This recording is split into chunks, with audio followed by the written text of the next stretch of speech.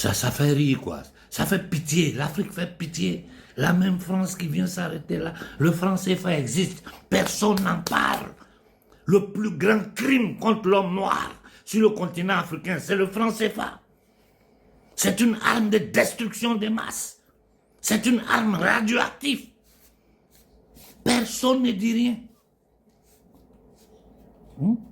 Le monopole des sociétés françaises dans toute l'Afrique, c'est sous nos yeux. Combien la France prend, ce qui reste aux Africains. On n'a pas d'eau potable, on n'a pas de courant. On nous parle d'identité digitale. Ils veulent nous inoculer. C'est-à-dire des gens qui vous mettent le terrorisme, qui tuent vos populations. Des gens qui ont tué tous les dirigeants dignes africains. Des gens qui sont en train de piller, saccager l'Afrique depuis des siècles. Ils sont là encore, ils viennent s'asseoir partout pour nous raconter ces mêmes balivernes. Hein, et nous, on écoute.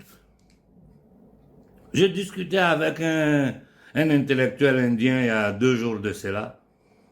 Il me disait, il dit, mais c'est vrai, même chez nous, les choses ne vont pas très bien, il y a beaucoup de... Mais chez vous, en Afrique, là, c'est exagéré.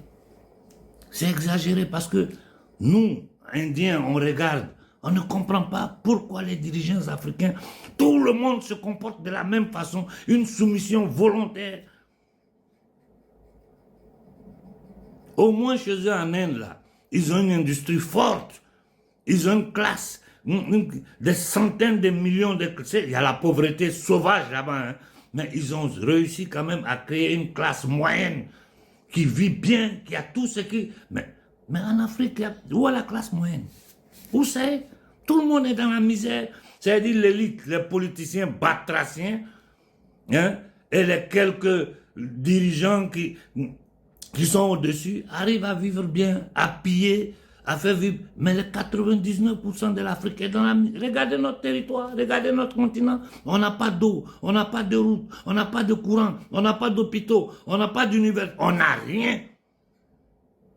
Et on est toujours dans ce même discours-là. Personne n'ose les attaquer directement. Tout le monde tourne autour. Ça continue à courir derrière ces institutions financières, usurières, créées exprès pour maintenir les peuples dans la dette et à travers la dette, imposer leur vouloir avec ces ajustements structurels qui appauvrissent l'Afrique de jour en jour. De quoi nous parlons? Il faut que nous commençons à être un peu conscients nous-mêmes. Je vous regarde sur la toile. Si c'est vrai, il y a une grande prise de conscience.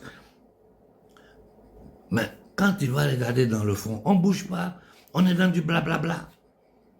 Il faut des actions populaires. Il faut des actions populaires de masse de millions et millions d'Africains. C'est la seule façon non violente d'arrêter ce crime contre l'homme noir qui dure depuis 500 ans. Je vous ai toujours dit, il faut prendre les ambassades des États-Unis. Parce que derrière tout ça, c'est les États-Unis. Aujourd'hui, la France est sous la tutelle des États-Unis. C'est un autre discours, ce n'est pas l'objectif de ma prise de parole. Et tout le monde sait qu'aujourd'hui, les États-Unis pilotent l'Europe.